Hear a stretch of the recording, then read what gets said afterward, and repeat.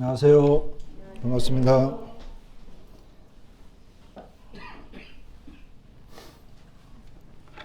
매주 하긴 하는데 그래도 늘 어색하네요. 좀 더 편안한 방법이 있으면 좋겠는데 반갑습니다.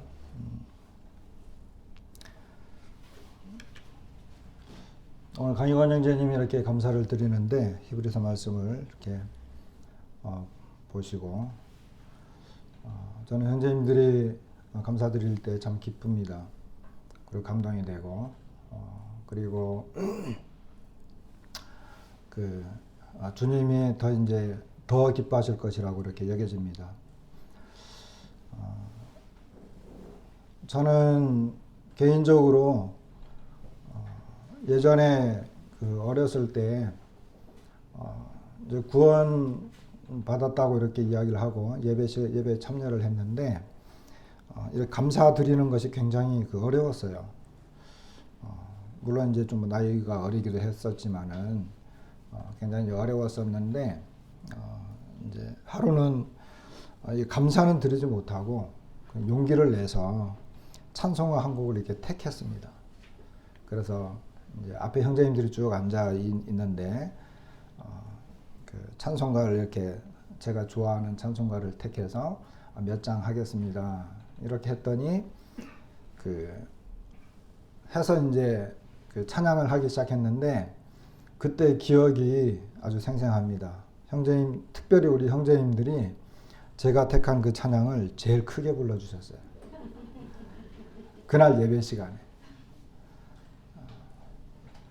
그게 지금도 기억이 나요. 십자가라고 하는 찬양인데, 왜냐하면 이해가 되시죠?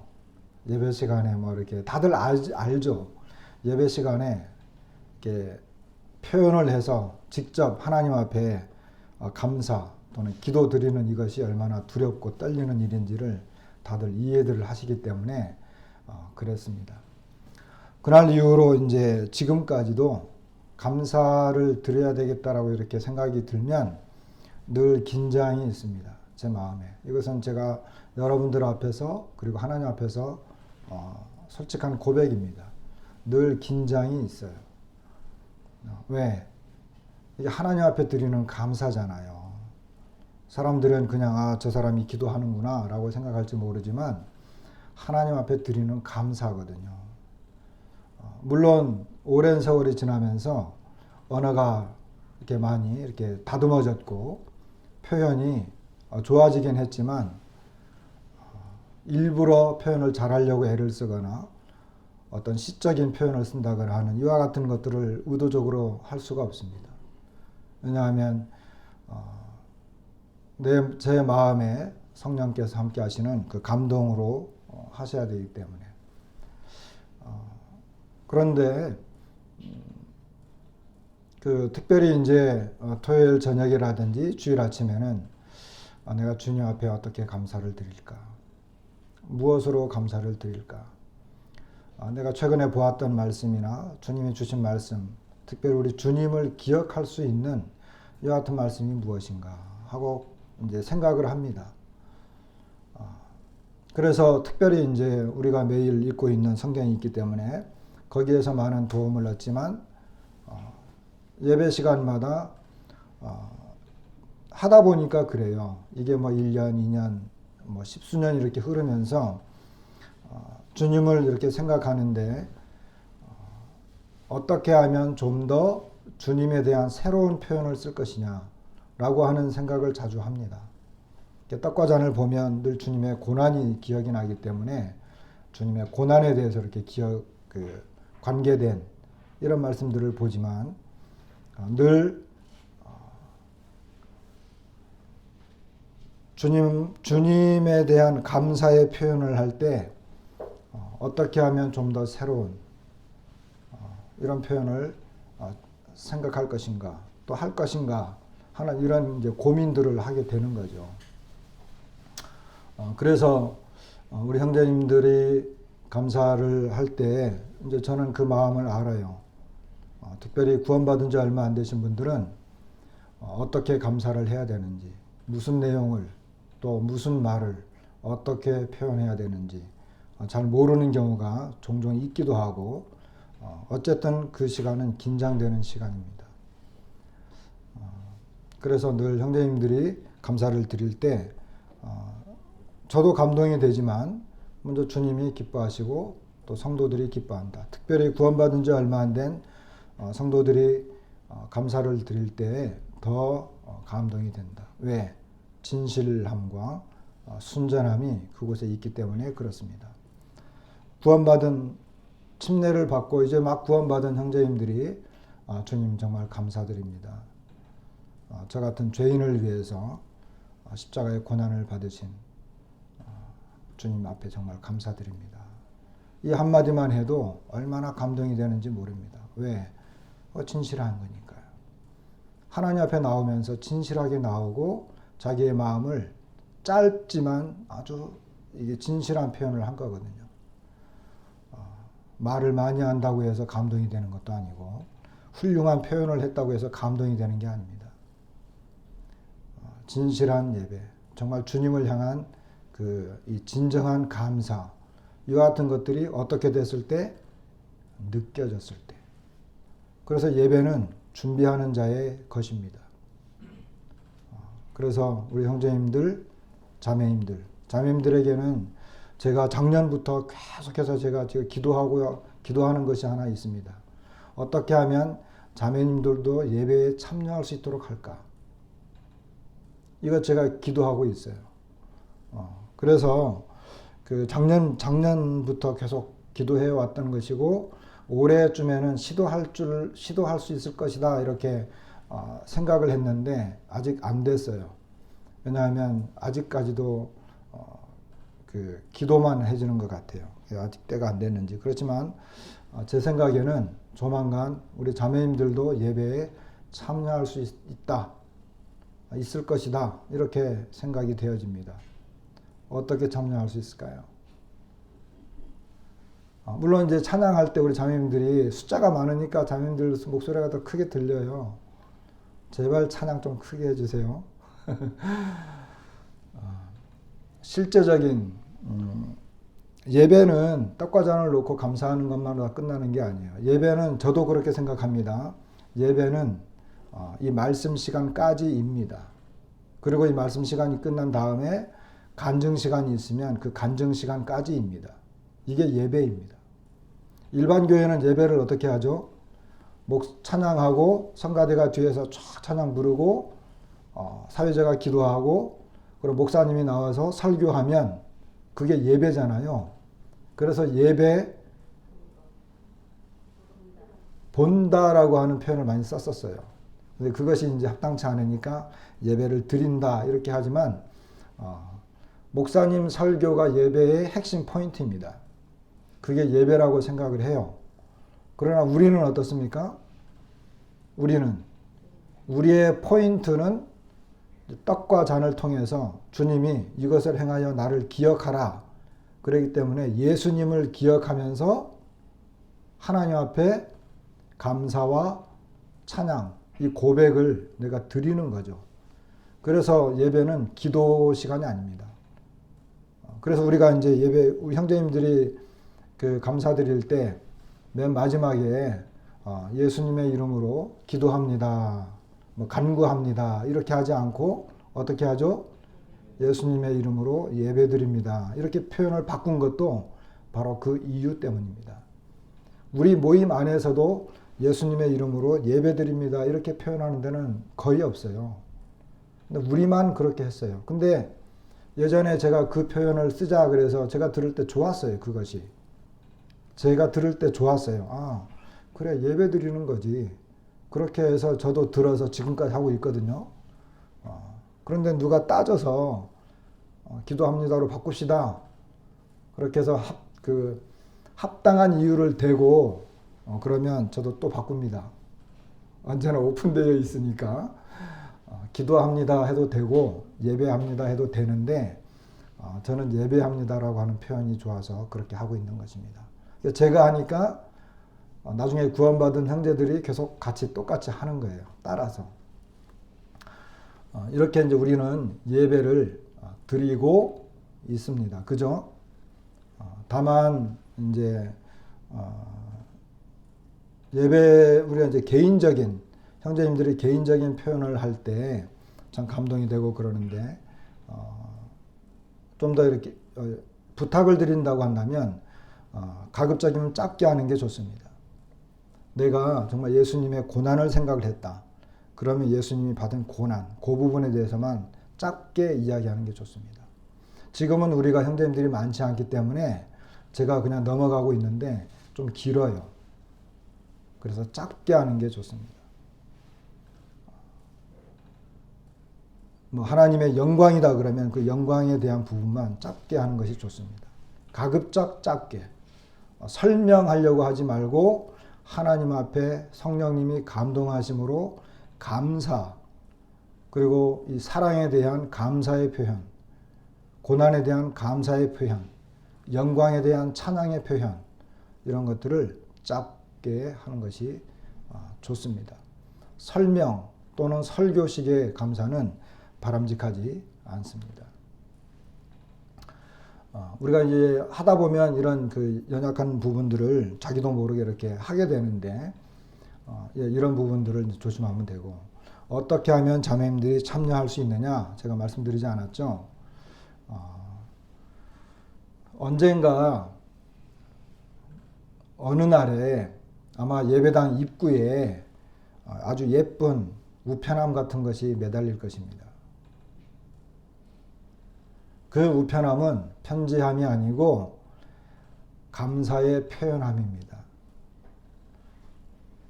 그래서 우리 자매님들이 일주일 동안 주님을 묵상하고 이제 예배 자리에 나올 때 우리 자매님들은 그곳에 감사의 표현에 글을 써서 그 편지 넣듯이 넣을 수 있습니다.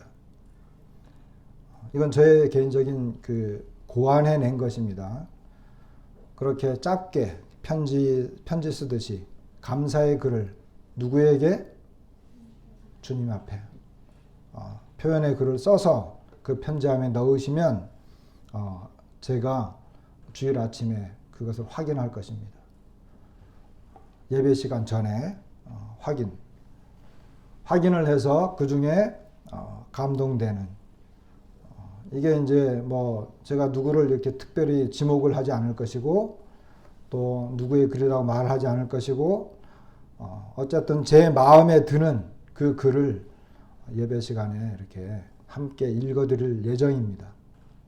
그렇게 해서 자매님들도 참여할 수 있도록. 이것은 형제들이 하는 것이고 이런 생각을 하는 사람들이 있는지는 모르겠는데 어쨌든 작년부터 제가 계속 생각해 왔던 내용입니다. 누구한테 들은 것도 아니고 뭐 교훈을 받은 것도 아니고 뭐 어떤 참고를 얻은 것도 아니고 그렇습니다.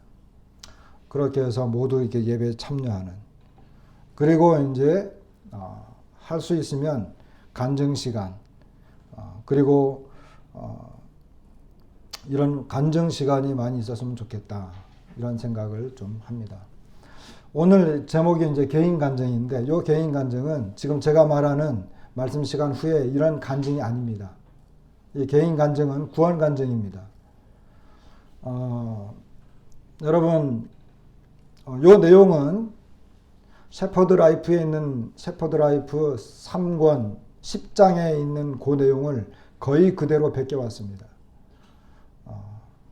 10장 그 전반부에 나와 있는 내용을 거의 그대로 베껴왔는데 제가 이제 그 내용을 이렇게 곰곰이 이렇게 생각하면서, 우리가 모르는 내용도 아니고 다 아는 내용들이에요.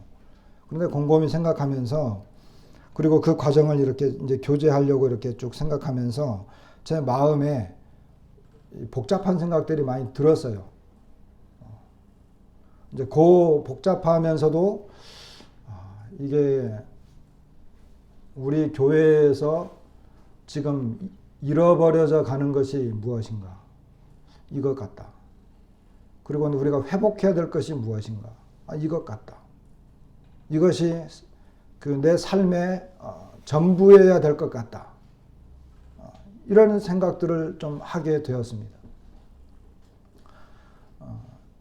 그래서 이제 내용을 이렇게 쭉 살펴보다가 이것을 가지고 지금 마태복음 계속 교제해야 되는데 이 내용을 가지고 올해 연초이기 때문에 그리고 이제 올해 지난주에 제가 말씀을 드렸죠. 아직 프린트물이 안 왔는데 올해 우리 교회의 주제 말씀이 뭡니까? 오직 성령으로 충만함을 받으라. 인데 성령의 충만은 그리스도인으로서의 삶의 정상적인 그리스도인이 가져야 하는 삶의 내용이라 그랬죠. 그러면서 지난주에 제가 분명히 말씀드리기를 우리가 그리스도인이 성령으로 충만한 삶을 살지 않으면 무엇으로 살아갈 거냐라고 제가 도전을 했습니다. 기억나시죠? 그렇죠. 성령 충만은 조건이 아닙니다. 성령이 충만하지 않으면 어떤 삶을 살겠습니까? 방탕한 삶을 삽니다. 둘 중에 하나예요. 내가 어떤 삶을 살 거냐라고 하는 거예요. 정상적인 그리스도인의 삶은 분명히 성령으로 충만한 삶이다. 그래서 올 한 해는 주제 말씀을 오직 성령으로 충만함을 받으라 이것을 이야기했는데 그것과 연결되어지는 내용이기도 하겠다 싶은 생각이 들었습니다.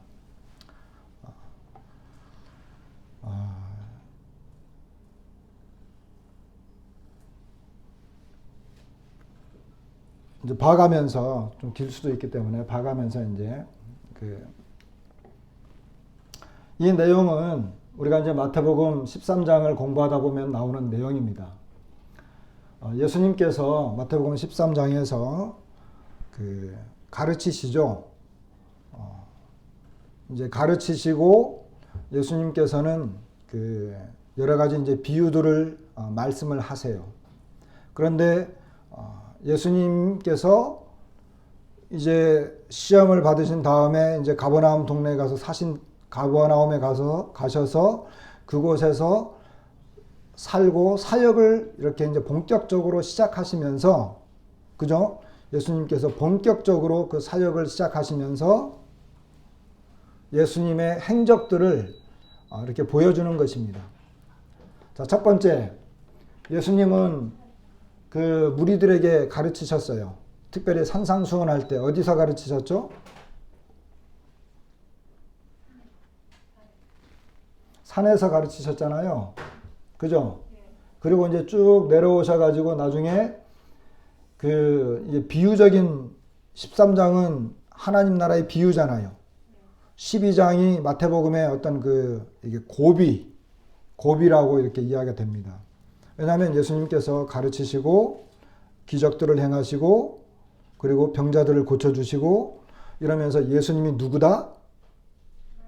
하나님의 아들이다. 예수님이 메시아다. 이걸 직접 증명을 했어요. 가르침이 달랐죠. 그리고 가르침만 하신 것이 아니라 그 가르침을 증명하는 기적들을 행했어요. 그죠?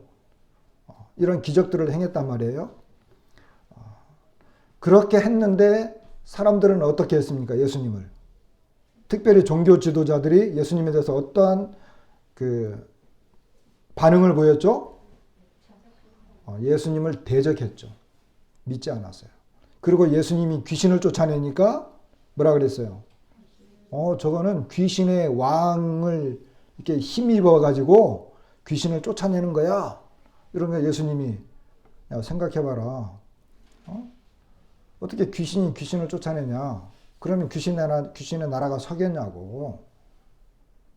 그러나 내가 성령의 능력을 힘입어서 이 귀신을 쫓아내는 거라고 한다면 이미 하나님의 나라가 이 땅에 임한 거야.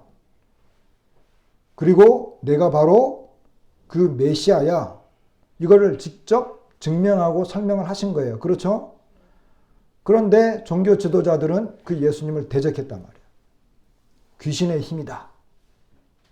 기적을 행하는 것, 귀신을 쫓아내는 것, 이런 병자를 고치는 것, 이런 모든 것들을 귀신의 힘이라고 대적을 한 거예요. 그래서 마태복음 12장에서 쫙 갈라져요. 그래서 이제 13장에서 예수님이 비유로 가르치기 시작합니다. 왜? 왜 비유로 가르친다고 했죠? 믿지 않고 대적하는 사람들이 깨닫지 못하도록. 그리고 예수님의 말씀을 듣고 이해하고 순종하는 사람은 어떻게 하도록?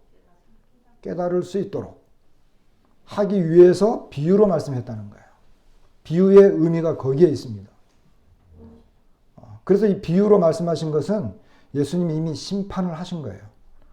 대적하고 예수님을 대적하고 믿지 않고 원수처럼 여기는 사람들은 그들이 하나님의 말씀을 깨닫지 못하도록.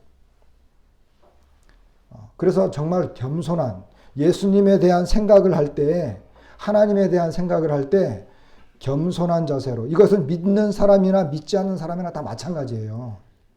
정말 내가 하나님 말씀 앞에 아주 겸손한 자세로 나아갈 때 깨달아지는 거예요.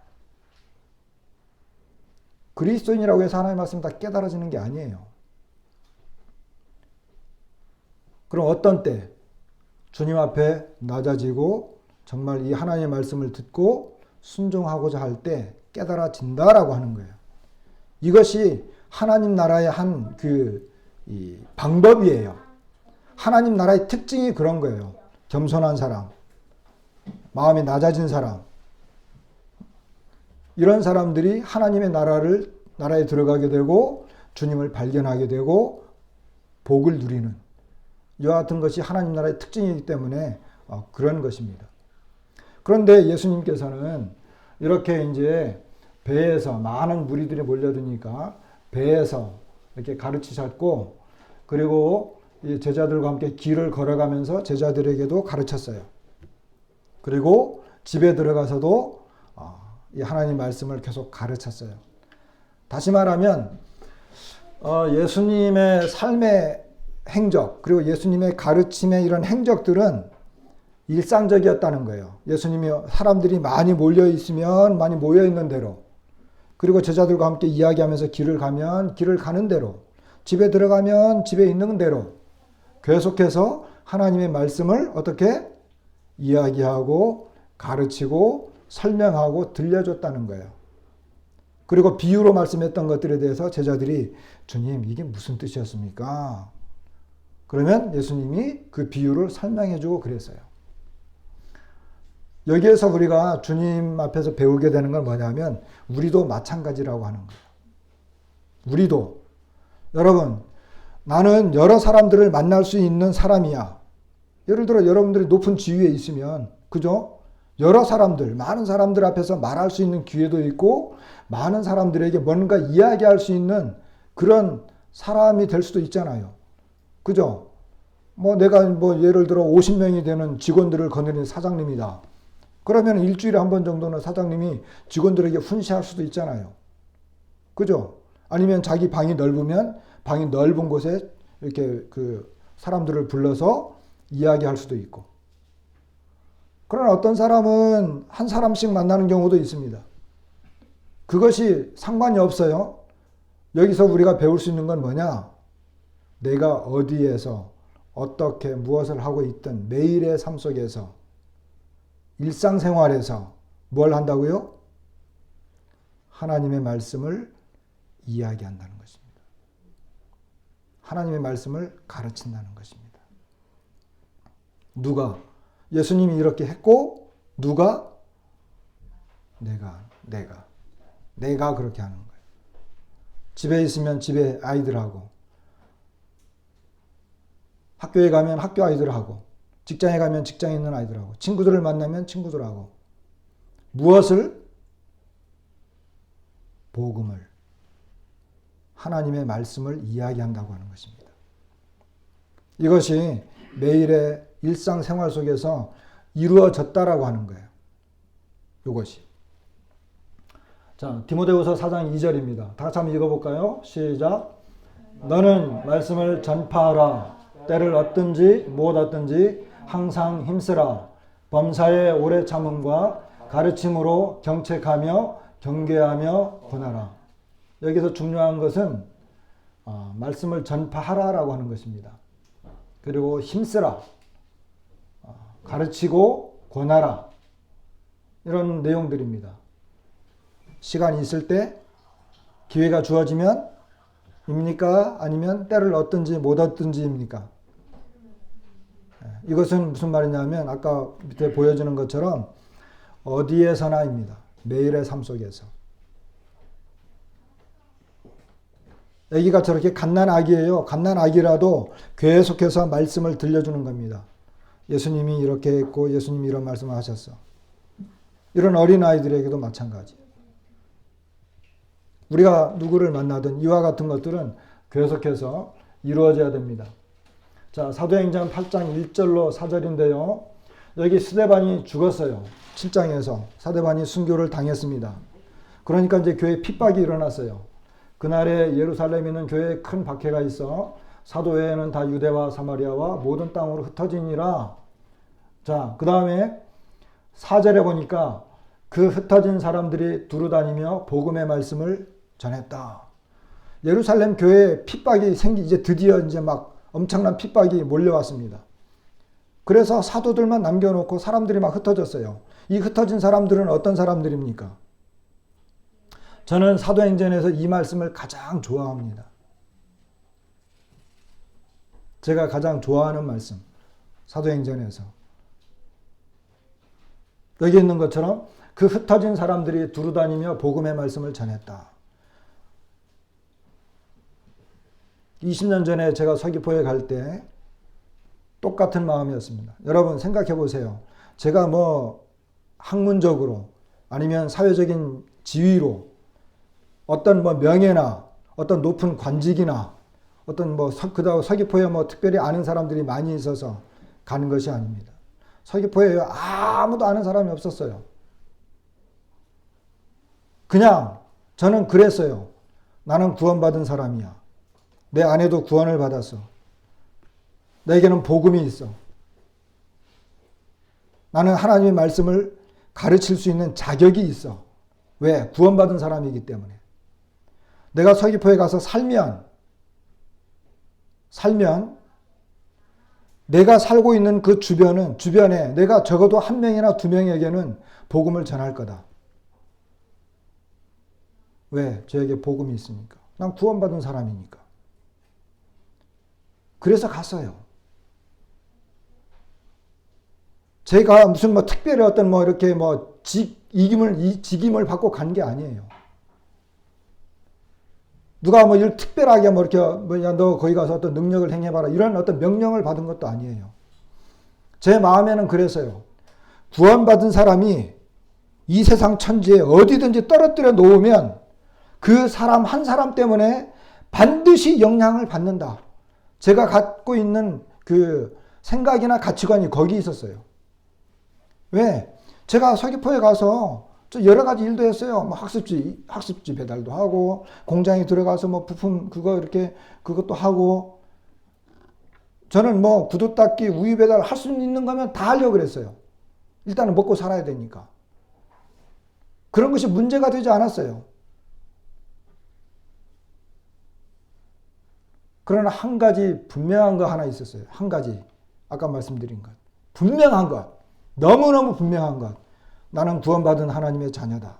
내가 떨어져 있으면 그곳에서 나를 만나는 사람들 중에 나를 만나는 사람들은 반드시 복음을 들을 거다. 그것이 제가 갖고 있는 생각이었습니다. 그렇게 해서 친해지고 가까워지고 또 어떤 이렇게 연관이 되어지면 복음을 전했어요. 그렇게 해서 한 명, 두 명 이렇게 구원받는 것입니다. 여기 그 흩어진 사람들, 이 사람들은 사도들입니까? 이 사람들은 어떤 사람들이에요? 핍박을 피해서 도망가는 도망자들이에요. 핍박을 피해서 도망가는 도망자들. 그런데 누구? 구원받은 사람들. 그런데 이 사람들이 도망 다니면서 뭘 한 거예요? 나 좀 숨겨줘. 야, 나 지금 도망 다니고 있는데 뭐 이랬나요? 흩어져 가지고 이 사람들이 한 게 뭐냐 하면 뭐예요? 복음의 말씀을 전했다는 거야. 복음의 말씀을 전했다. 자, 생각을 해보십시다. 우리는 일요일날 교회에 모여요. 끝나면 흩어집니다. 주일날 끝나면 끝나자마자 막 가시는 분들이 있는데 복음 전하러 가시는 거죠.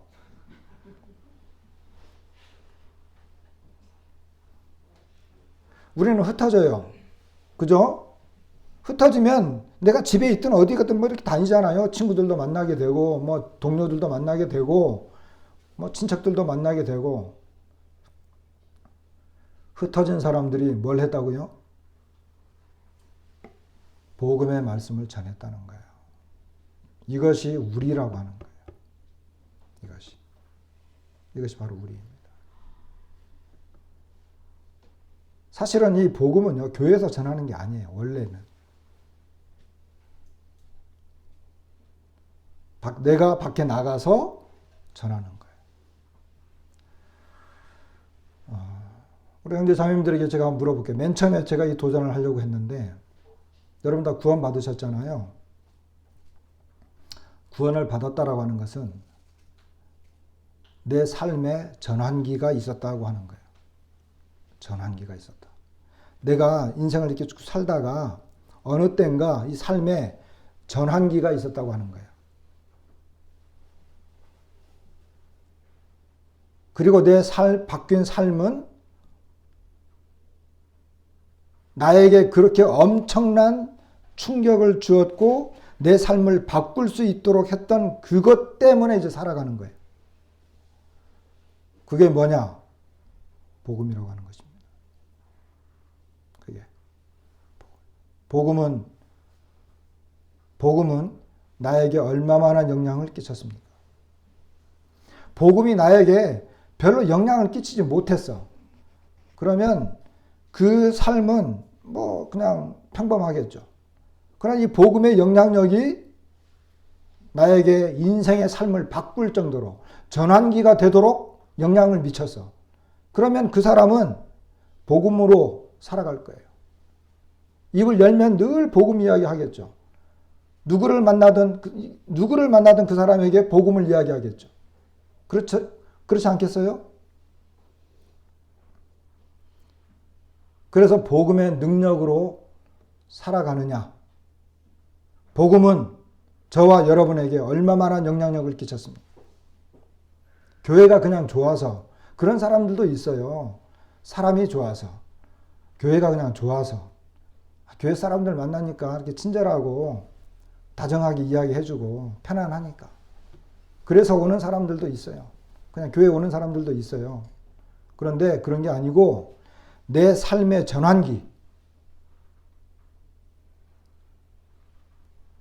정말 나는 이대로 가면 지옥에 갈 수밖에 없었어.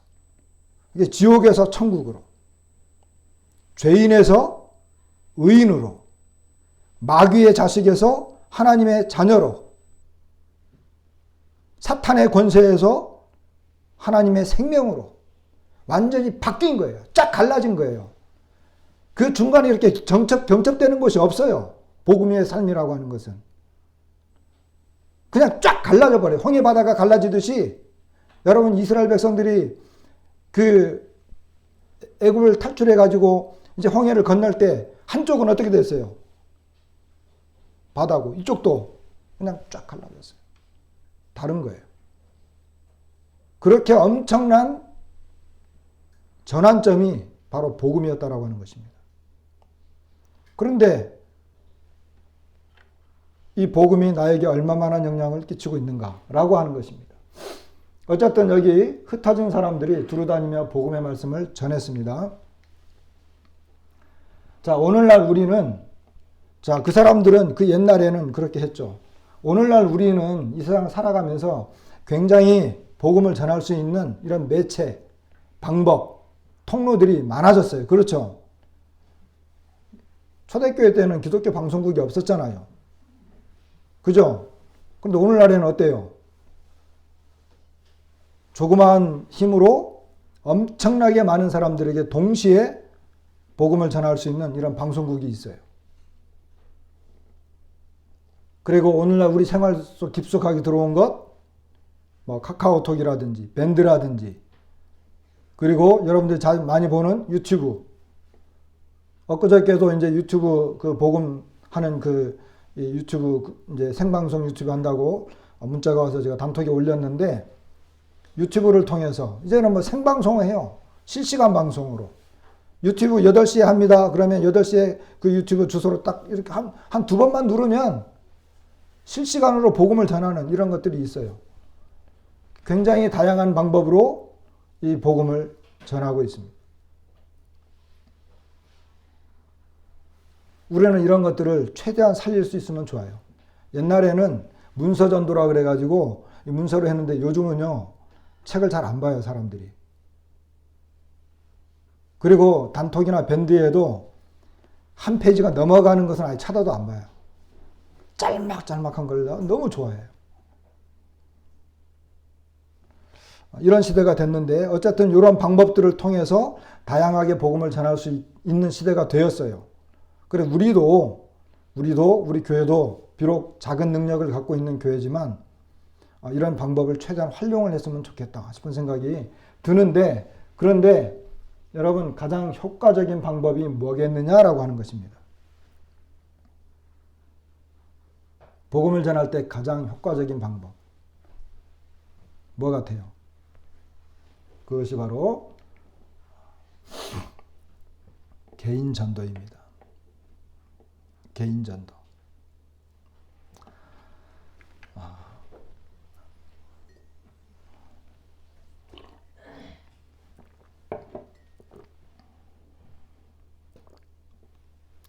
개인 전도를 할 수 있는 사람. 개인 전도를 할 수 있는 사람은 어떤 사람이에요? 제가 처음에 말씀드렸죠. 개인 전도를 할 수 있는 사람. 어떤 사람? 예, 구원받은 사람이 가능합니다. 구원받지 않은 사람은 개인 전도하기 어려워요. 할 수는 있어요. 그냥 신용을 하는 것이지, 신용을 내는 것이지, 구원받은 사람만 개인 전도가 가능합니다. 개인 전도를 다른 말로 하면 뭐예요? 개인 전도를 다른 말로 하면 증언이라고 하는 거예요. 증언. 증언은 누가 할 수 있습니까? 증언은 누가 할 수 있는 사람? 예, 증인. 다시 말하면 증인이 뭐예요? 목격자죠. 목격자. 그리고 뭐 아까 경험자. 또 다른 말로 체험한 사람. 그죠? 목격자. 자, 어떤 예를 들어 뭐 목격자를 찾습니다. 오토바이가 넘어져가지고 사람 죽었어요. 그러니까 피해자들이 목격자를 찾습니다. 그래서 오토바이 사고 나는 장면을 보신 분 연락 주세요. 이런 거 있잖아요. 그죠? 그걸 봤어, 실제로. 아침에 출근하다 보니까 봤어, 그거를. 저쪽에서 승용차가 오더니 까만 그 승용차의 색깔이 무슨 색깔인지도 알아. 그럼 정확하게 그것을 목격한 사람은 자기가 본 것에 대해서 정확하게 이야기해 줄 수 있는 거죠. 이걸 뭐라 그래요? 증언이라 그러죠. 증언. 법정에 이 사람이 섰을 때 증인으로 서줄 수 있느냐고 부탁을 했을 때 서줄게요. 그래서 증인석에 딱 섭니다. 선서. 판사가 선서하시오. 선서하잖아요. 예, 나는 거짓 없이 진실만을 이야기하겠습니다. 그렇게 해서 증언을 이야기한단 말이에요. 증언을. 이렇게 할 수 있는 사람은 목격자, 체험자만이 가능합니다. 자, 예수 그리스도의 증인이죠.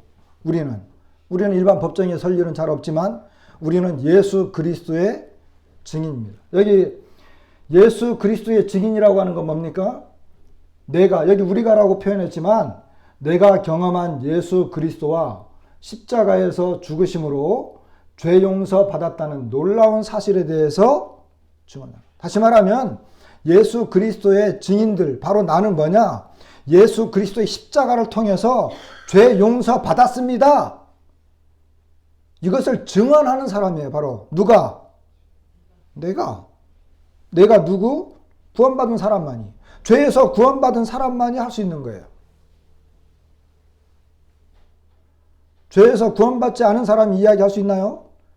십자가에서 예수님이 우리의 죄를 다 용서해 줬대.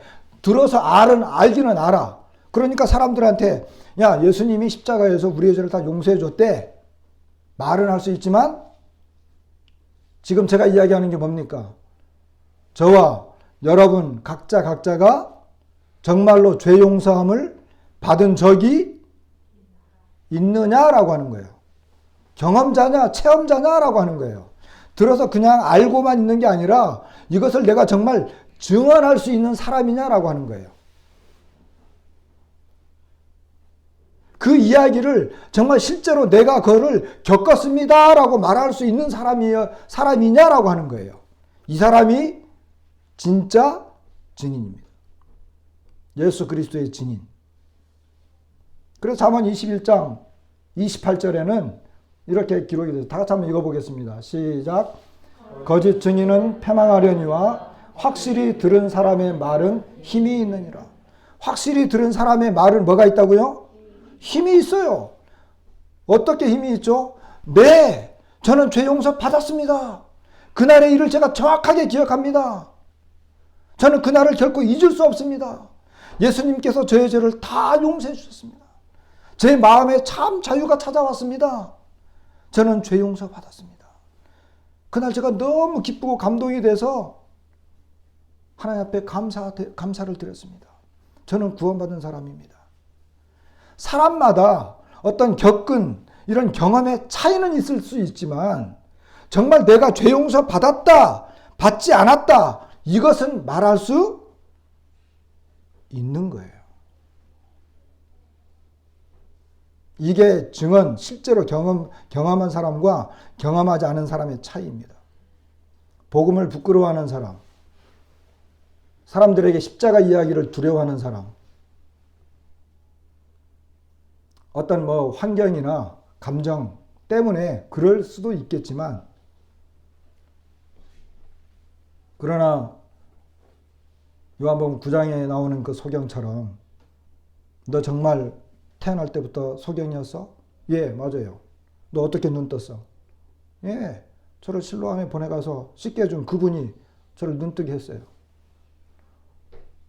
내가 전에는 분명히 소경이었지만 지금은 제가 확실히 아는 것, 내가 분명하게 말할 수 있는 것, 전 예전에 소경이었습니다.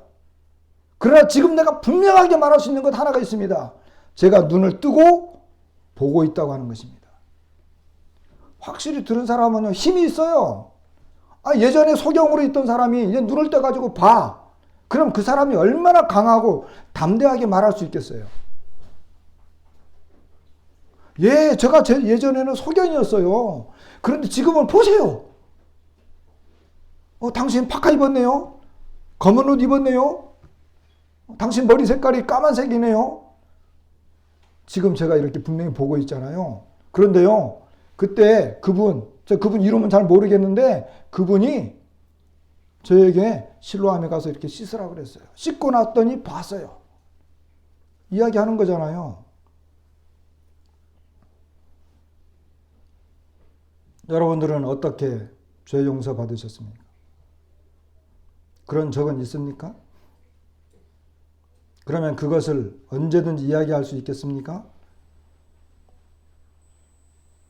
이렇게 개인적으로 여러 가지 매체들이 있지만 가장 확실하고 좋은 효과를 보는 방법은 개인을 만났을 때 이렇게 개인으로 이야기하는 것입니다. 이거를 개인 간증이라고 합니다. 우리의 삶 속에서 이 개인 간증이 너무 흐려졌어요, 지금.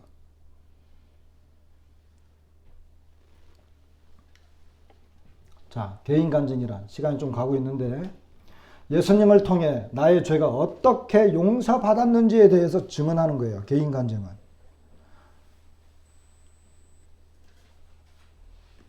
그죠?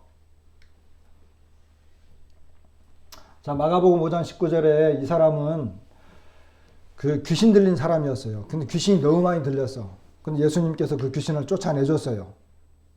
그 귀신을 쫓아내줬어요. 그러니까 이 사람이 이제 귀신이 나갔잖아요. 엄청나게 많은 귀신이 몰려왔는데 이 들어 있어가지고 그 막 했는데 어려웠었는데 예수님이 이제 귀신을 쫓아냈어요. 그러니 이 사람이 이제 예수님을 따라가고 싶은 거예요. 당연히 그러겠죠. 그러니까 예수님께서 허락하지 않았다고 그랬어요. 허락하지 아니하시고 그에게 이르시되 집으로 돌아가 주께서 내게 어떻게 큰 일을 행하사 너를 불쌍히 여기신 것을 내 가족에게 알리라 하시니 이렇게 말씀하셨어요. 예수님께서 따라올 필요 없어. 따라오지 말고 너 집으로 가가지고 여기 뭐라고요? 주님께서 너에게 어떻게 큰 일을 행했는지 너를 불쌍히 여겨 주었는지 이걸 가서 이야기만 해. 이렇게 이야기했어요. 여기 예수님께서 그에게 무슨 말을 알리라고 하신 거죠? 주께서 너에게 어떻게 큰 일을 행했는지. 여러분, 기독교는요, 어떤 학문적인 그런 종교가 아니에요. 무슨 책을 읽어서 어떤 내용을 이해했다, 이런 내용의 종교가 아니에요. 기독교는 체험의 종교예요. 정말 예수 그리스도 앞에서 그 십자가를 통해서 내 죄가 용서받았는지 체험하는 종교예요. 실제로 이것은 일어나는 거예요. 근데 사람들이 이 실제적인 이 체험이 없고 그냥 머리로 그냥 단순히 이해하고 어떤 내용을 습득해서 성경 공부를 통해 가지고 어떤 내용을 알았기 때문에 말하는 경우가 있는데 그런 경우 대부분 힘이 없어요. 왜? 본인 것이 아니니까.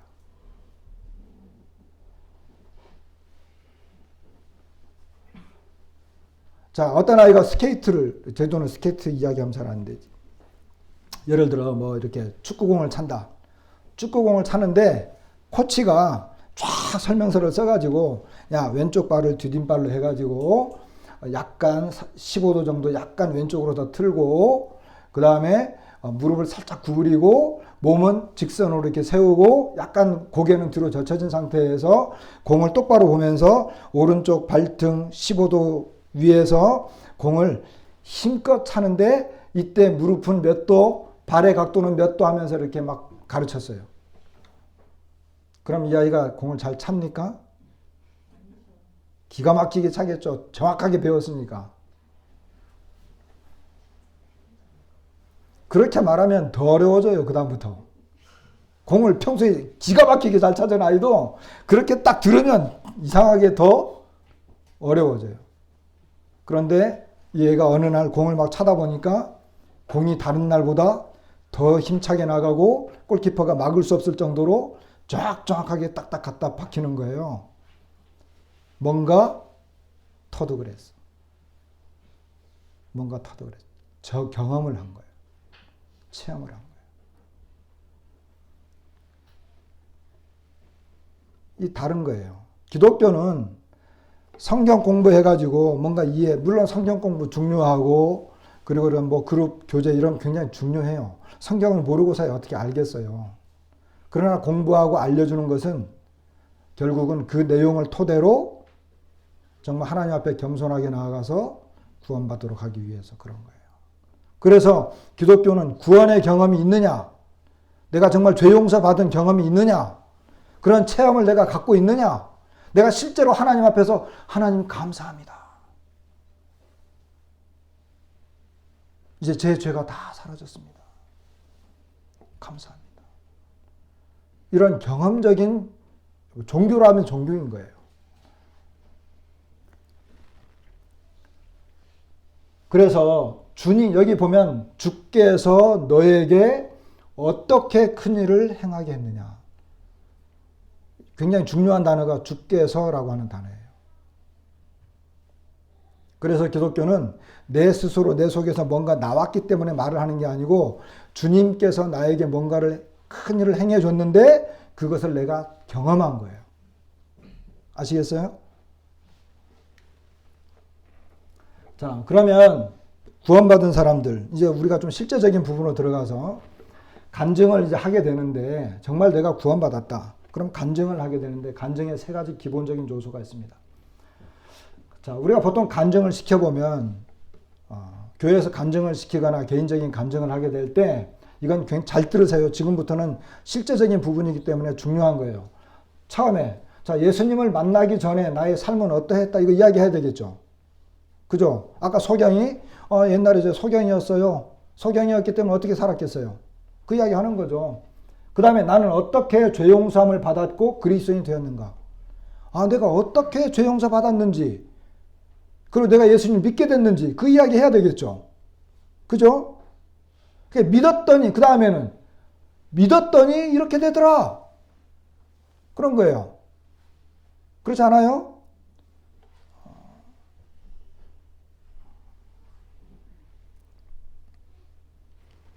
지금, 자, 이게 간증의 세 가지 기본적인 요소입니다. 제가 이제 어떤 과일을 먹어봤느냐로 이렇게 예를 들려고 했더니, 제가 먹어본 과일은 여러분이 다 먹어봤을 것 같아가지고 포기했어요. 예수님을 만나기 전 나의 삶은 어떠했는가 이야기해야 되겠죠. 그 다음에 나는 어떻게 죄 용서함을 받았고 그리스도인이 되었는가, 내가 어떻게 예수님을 믿게 됐는지, 내가 정말 내 속에서 죄 용서함이 일어났는지 이 이야기 하는 거예요. 주님을 믿은 것, 그 다음에 예수님을 믿고 났더니 어떻게 됐다, 이 세 가지가 들어가는 거예요. 간증하라 그러면, 그리고 개인 간증 시간이 있으면 또 다른 사람에게 간증할 때 반드시 이 과정을 거치는 것입니다. 자, 예수님을 만나기 전 나의 삶은 어떠했는가? 첫 번째 봅시다. 개인 간증에서 대부분의 시간을 주님께서 나를 위해 행하신 일을 설명하는 데 사용해야 하지만, 반드시 내가 그리스도인이 되기 전에 어떤 삶을 살았는지 간단히 언급해야 한다. 간단히 언급해야 한다. 이때 주의할 점은 나의 과거의 삶이 얼마나 악했는지를 강조하려고 할 때, 과거의 삶의 방식이 매우 재미있었고 흥미진진한 것 같이 보이게 하는 뭐라고요? 덫. 이걸 조심해야 된다. 무슨 말인지 아시겠죠? 자, 예수님을 만나기 전, 자, 간증하라 그랬더니 이 사람이 옛날에 진짜 화려하게 살았어요. 기가 막힌 삶을 한 50년 산 거예요. 그러니까 얼마나 할 말이 많겠어요. 그랬더니 뭐 옛날 이야기 막 하면서 그냥 흥미진진한 이야기, 기가 막힌 이야기, 정말 드라마틱한 이야기, 정말 다른 사람은 겪어보지 못한 것 같은 그런 이야기들을 막 신나게 이야기해. 된다, 안 된다? 그것이 뭐라고요? 덫이라고 하는 거예요. 예수님을 만나기 전에 우리 모두가 누구 아래 있다고요? 사탄의 능력 아래 있다는 거예요. 주님을 알지 못하는 사람들은 지금도 사탄의 권세 아래 있어요. 그런 덫을 피하시기 바랍니다. 우리의 개인 간증은 주님께서 나를 위해 행하신 놀라운 일들을 다른 사람들에게 말해주는 거예요. 나의 이야기를 하는 게 아니라 주님이 나를 위해서 뭘 해줬느냐라고 하는 걸 이야기하는 거예요. 간증이라고 하는 게 그런 거예요. 보세요. 아까 그 교통사고 난 이야기 했잖아요. 판사가 목격한 것을 한번 이야기해 보세요. 그랬더니 저는 어느 동네에 사는데요. 어릴 때 저기 어느 학교를 나왔고요. 거기에서 공부를 했는데 저는 수학이 제일 어려웠어요. 중학교를 갔는데 중학교가 좀 멀었어요. 거기 타고 다니는데 버스 타고 갈 수도 있었는데 자전거 타고 다녀야 됐고요. 아버지한테 많이 혼났어요. 판사가. 아니 목격한 것을 말하라니까요. 그렇게 해서 고등학교 갔는데요. 고등학교 갔더니 대학교는 갈까 말까 많이 고민을 했는데 이게 지금 증언을 제대로 하는 거예요? 누구 이야기 하라는 거예요 지금? 목격한 거, 그 어떤 차가 차 색깔이 뭐고 오토바이를 어떻게 박았는지 그것 좀 이야기하라고 하는데 그러면 안 된다는 거 아시겠죠? 그 이야기 말하는 거예요. 자, 개인 간증의 시간을 줬더니 A 신자 이렇게 말하고 있어요. 1분 정도 자신의 과거의 삶에 대해서 말을 했어요. 아, 좋네요. 그 다음에 3분 정도 어떻게 예수님에 대해 알게 되었는지 말한 후에, 자, 세 번째 마지막 1분 정도를 또 써서 그리스도께서 자신의 삶에서 행하신 일들을 말하는 간증. 자, 비신자 1분 정도 자신의 과거의 삶에 대해 말하고 1분 30초 정도 어떻게 예수님에 대해 알게 되었는지 말한 후에 2분 30초 정도를 그리스도께서 자신의 삶에서 행하신 일들을 말하는 간증을 했어요. 어떤 신자의 간증이 더 영향력 있는 간증이 되겠습니까? 자, A, B. 네, 비슷비슷하죠? 어떤 것 같아요? 제가 그렇게 쉬운 문제 내지 않습니다. 어떤 것 같아요? 이론적으로 B고 실제적으로는 A. 자, 정답은 B가 깜빡깜빡거리네요. 이게 왜 그런지를 제가 설명을 해드릴게요. 과거의 삶에 대해서 몇 분? 자, 어떻게 그리스도를 만나는지에 대해서 그리스도께서 내 삶에 행하신 일들에 대해서 총 5분 정도. 자, 과거의 삶에 대해서 간단하게 말을 하는 것입니다. 그 다음에 어떻게 그리스도를 만났는지. 자, 여러분들이 직장에서든 어디 뭐 카페에서 친구를 만났든 이렇게 이야기할 때, 야, 내가 어떻게 예수님 만나는지 좀 들어봐, 이야기할게. 그럴 때 이런 식으로 이야기하는 거예요. 교회에서도 5분이면 충분해요. 5분 하라고 했더니 50분. 설교까지 다 해가지고 그러면서 하는 말이 초등학교는 어디 나왔고 중학교는 어디 나왔고 고등학교는 어디 나왔고 대학교에서 뭐 했고 직장 생활하면서 뭐 했고 거의 한 40분을 쓴 다음에 예수님을 만났는데요. 그 다음에 제가 이제는 끝낼게요 하고 이러면 안 된다. 개인 간증의 첫 부분이 짧아야 하는 이유 중에 하나가 간증의 목적이 증인 자신이 아니라 다른 사람에 대해 말하는 증언이기 때문입니다. 아시겠죠? 예수님이 나를 위해서 어떻게 행해 주셨는가 하는 것을 말하는 시간이에요. 우리가 과거에 어떤 삶을 살았는지에 대해서만 말하는 것은 충분하지 않다. 한 사람의 과거에 대해 아는 것만으로는 그들의 삶을 바꾸거나 문제를 해결할 수 없다는 것입니다. 우리를 변화시킨 분에 대해서 그 어떤 것도 전하지 않았기 때문에. 그러니까 내가 왜 변화되었는지, 내가 왜 이런 사람이었는데 이렇게 변화된 것을 이야기해야 그 사람도 듣고 예수님을 믿고 난 다음에 변화되잖아요. 그 사람도 죄 용서 받을 수 있는 거잖아요. 근데 그 이야기를 안 하면 어떻게 하냐는 거예요. 우리의 간증이 효과를 거두려면 간증의 다른 두 부분이 반드시 포함되어야 합니다. 이제 두 부분. 아까 봤죠, 얼핏. 자, 두 부분. 뭐죠? 첫 번째, 어떻게 그리스도를 만나게 되었는가? 내가 어떻게 그리스도를 만나게 됐는가? 내가 어떻게 죄 용서 받았는가? 내가 왜 십자가를 믿게 되었는가? 내가 왜 죄에서 회개하게 되었는가? 이런 거 이야기하는 것입니다. 두 번째, 그리스도께서 내 삶에서 행하신 일들에 내가 예수님을 믿고 났더니 이렇게 사라지더라고요.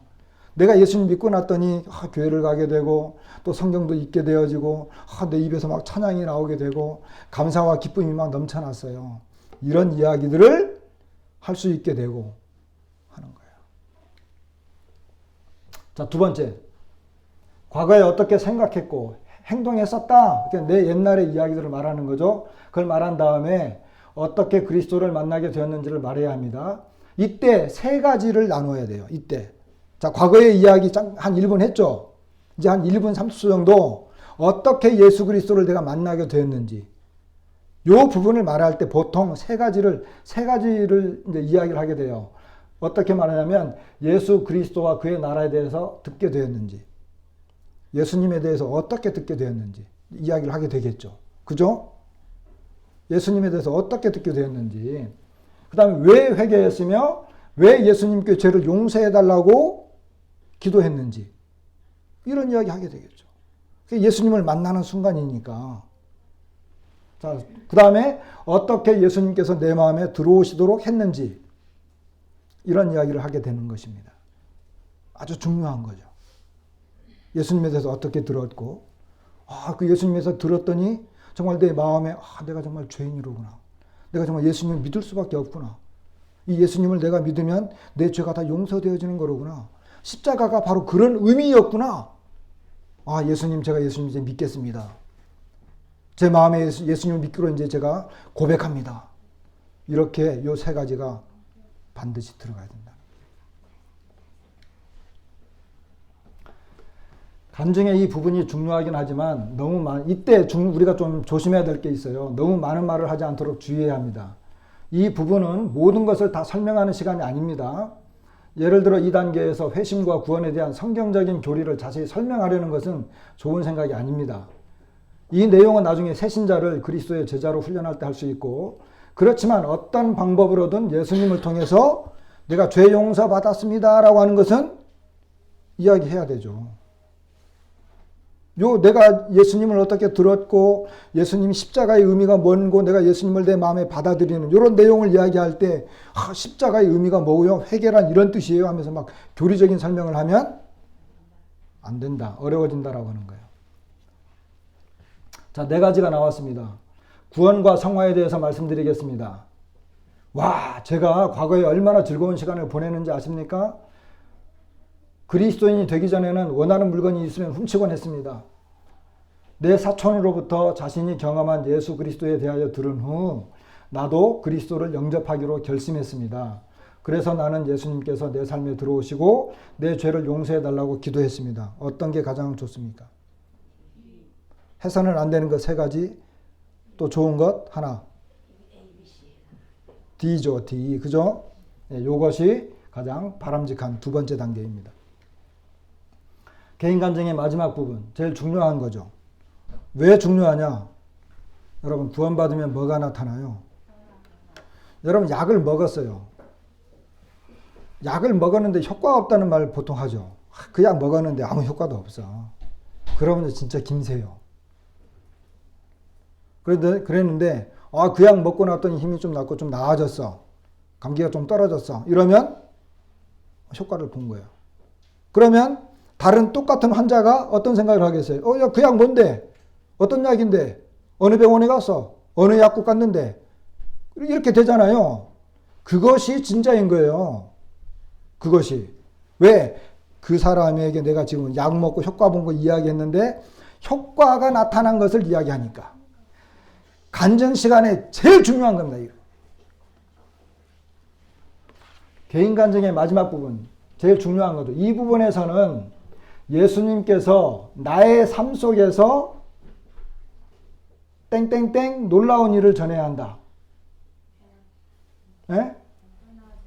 예수님께서 내 삶 속에서 무엇을 어떻게 했는지, 그죠? 행하신 것. 맞았어요. 이 부분은 앞에 2 부분보다 더 중요하다. 그러니까 조금 더 깁니다. 그래서 간증에, 자, 이렇게 됐어요. 그래서 간증의 각 부분에 하려는 시간. 3번째 제일 중요해요. 약 먹었는데 아무 효과 없더라. 이런 이야기 하면 안 됩니다. 그래서 첫 번째 1부는 뭐라고요? 과거의 삶에 대해서. 그 다음에 2번째 어떻게 그리스도를 만났는지에 대해서. 3번째 그리스도께서 내 삶에 행하신 일들에 대해서 이야기하는 것입니다.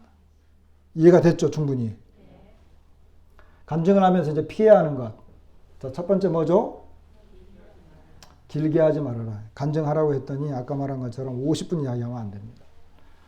2번째 중요해요. 예수님 대신 뭐라고요? 교회의 비판적인 이야기. 예수님의 이야기만 하는 거예요. 예수님 이야기만. 여러분, 우리가 밖에 나가서 사는데 사람들에게 이렇게 어떤 그 종교적인 이야기 하잖아요. 뭐 이런저런 이야기 할 수는 있지만 특별히 개인 간증을 할 때, 그리고 내가 어떻게 예수님을 믿었는지 이야기할 때 교회의 비판적인 이야기 절대로 피해야 됩니다. 그리고 다른 교회와 비교하는 것 아주 좋은 현상이죠. 다른 교회. 제일 치명적인 것. 야, 우리 교회만 구원이 있어. 이 말 하면 됩니까? 안 됩니까? 안 되는 거예요. 그러면 바로 그 순간 구원파 되는 거예요. 그 순간 구원파가 되는 거예요. 구원파는 자기네만 구원이 있다고 하거든요. 교회의 비판적인 이야기. 교회 가면 이런 일 저런 일 있고, 뭐 이 교회 저 교회 다른 교회 가면 안 돼. 우리 교회 와야 돼. 뭐 이런 이야기들. 교회의 비리적인 이야기들. 절대 꺼내면 안 됩니다.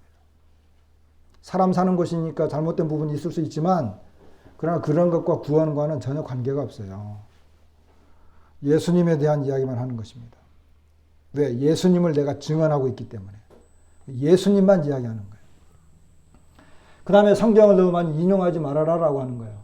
어떤 분은 복음 전할 때 보니까 계속 성경을 찾더라고요. 뭐 좋을 수도 있지만 별로 그렇게 도움이 안 돼요.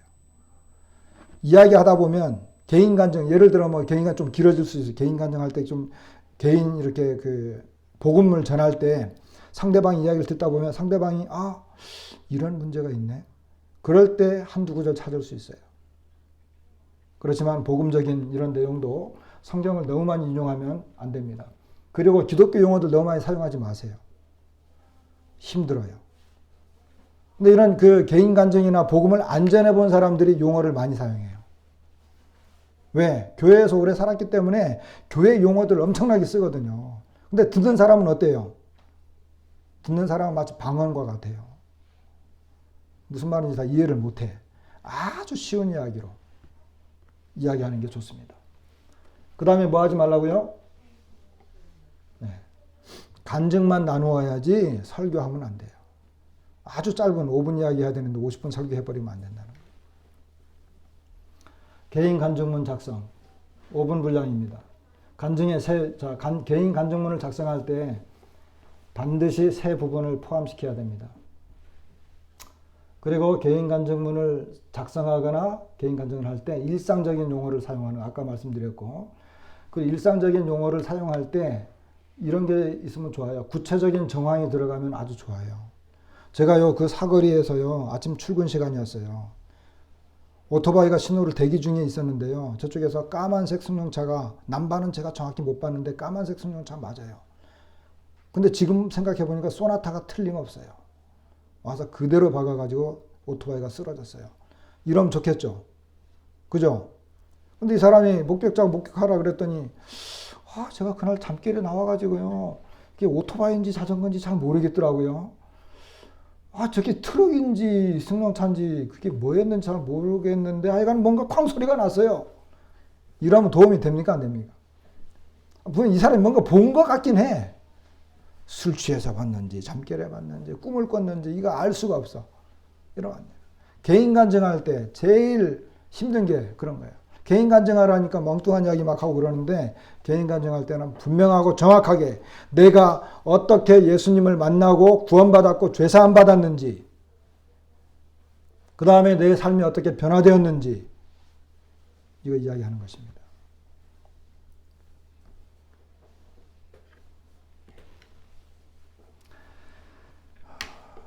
시간을 많이 써서 죄송합니다. 이거 우리가 잃어버리고 있는 거예요. 그리고 이것이 우리의 삶 속에서 일어나고 있지 않습니다.